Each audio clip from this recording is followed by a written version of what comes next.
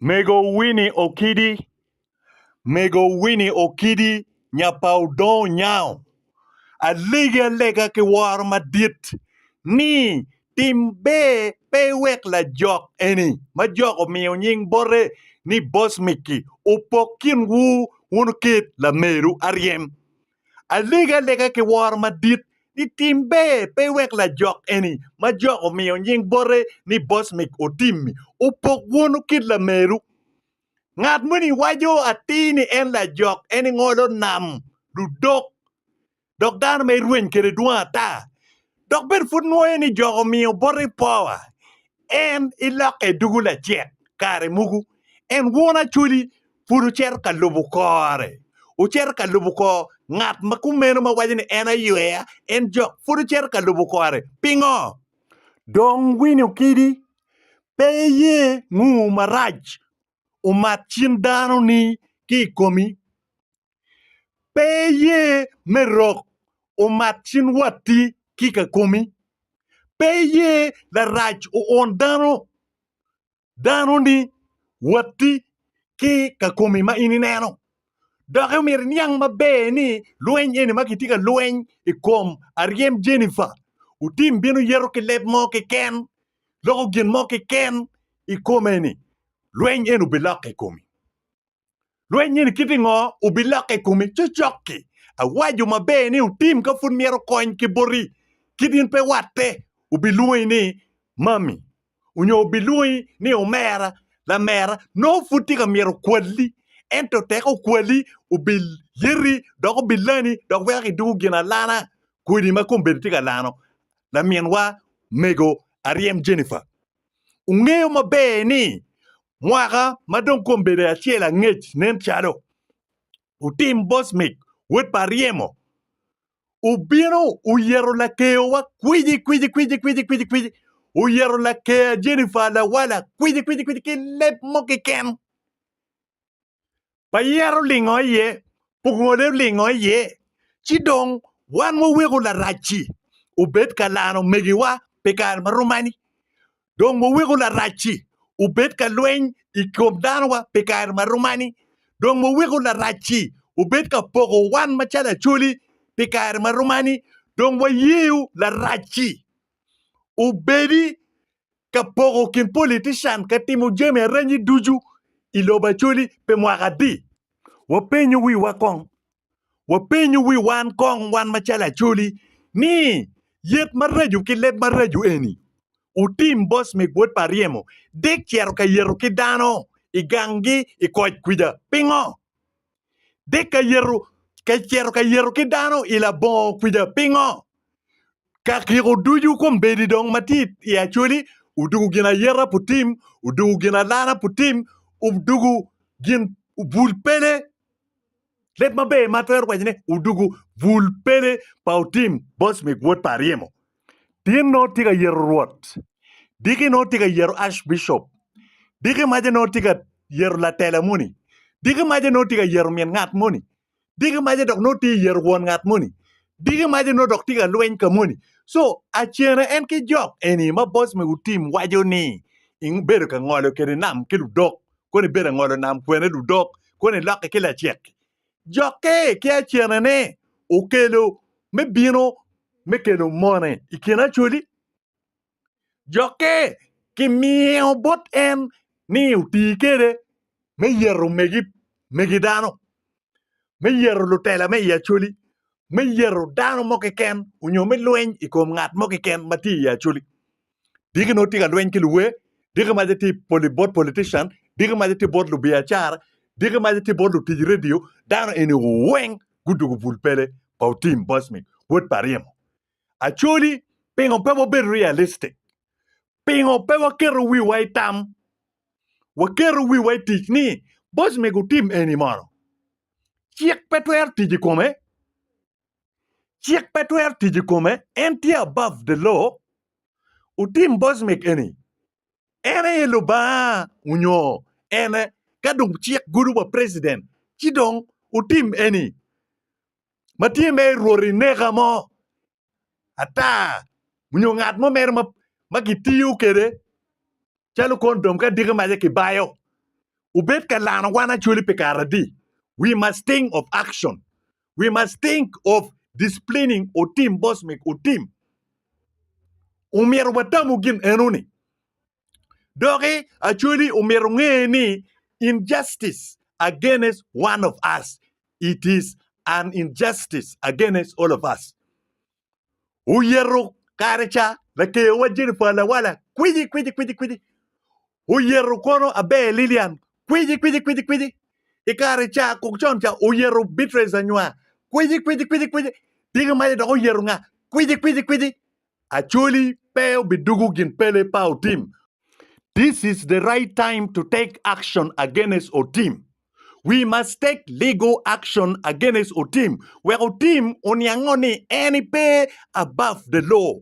Donc en pe bi beru ka yeru megidano jui ka yeru lutela duju ya actually jui chi en you should be walking free. Otim this time you will not walk free. Wun jo o duju ma otim ban mo ke ken komu wechago neno justice. Wechago neno ngol mati. Pien liete dano wen komiti none. Wekenu fonye ka twer fonye ke vui twer dugudan ma be. Chino be. Ento kape twer dugudan ma be. Ubet ka bale community.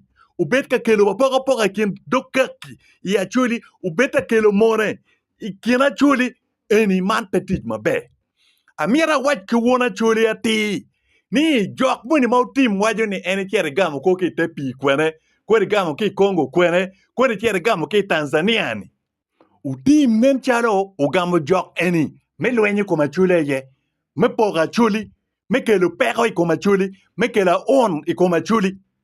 Don kagana chuli. La kodi jo muni eni. Magi bino. Inying me jok. Inying me won. Inying me tiboni. Gu kelo peko maduong tutwal ikom wana chuli. Pi mwagi mapol. Doku Lweny kwa mapol iloba chuli. Pi mwaki mapol. Doku oyo remo mapola dada iloba chuli. At least la kwena obino ni en kono I won lo kwa sivrino bero bino kene kono ene won kono ene tibo. Kono Joseph bene wajeni kono ene ti kono Holy Spirit kono Lord resistant kono bad spirits enguni tika kero pero maduong tutwal ikom wana chuli. Tibo maraju eni dong tika kero pero maduong tutwal ikom achul kom wana chuli. Chidong kau tim boss me wot pariemo. Bene waja tiki dogeni ene tibo. Ena yuea. Ene chien. Kono en igamo joke kono ki Tanzania. Kono ki tepi kwene. Chipingo wan machala chuli wachego yinyo yo me action noko uyoro me waju ki utim uduak joke unyoku dok gen ki joke monini ilobo kamago aki ye. Mano fudi peo kero pero iloba chuli. Mano fudi peo kero o remo iloba chuli. Pien mone ini mau tim tika kerone tika nyaire re dogole pa chuli jui. Peo bichwalo karma poli bi noni kaki tika Lweny ikengi. Peo bichwalo karma poli kono bi Winnie kaki munu cherka chulu kuo ila bon unyo cherka chulu kuo kwene. Pien tika boro dano ni en ibi chere goyo dud nga ichere goyo ngad muniko kori goyo kien man nga ichere nego ngad muniko kono dan futpe ngeo en kono ni ka futpe ke mie pistol ke mudugu futpe dugi Uganda manyure mudugu ni tika bieno kede me Lweny kom wana chuli uyab wangbu dogotam matut ubi wajo ni la tet lok mo manye ke luoni Daniel Soka o wajo lok eni pien jami I actually dano peneno je matut.